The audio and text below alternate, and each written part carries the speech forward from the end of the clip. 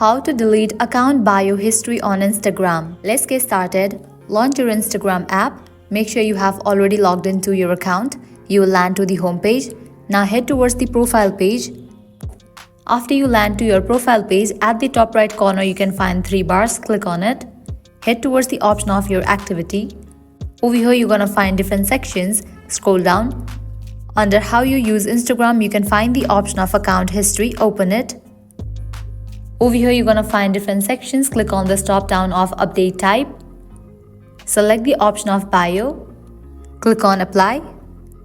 With that you're gonna find all of your Instagram account bio history. You can see that. And here you're gonna see this option of clear all. Click on it.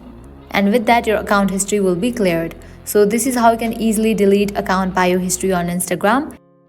At the end, if you guys find this video helpful, don't forget to like, share and subscribe. Thank you.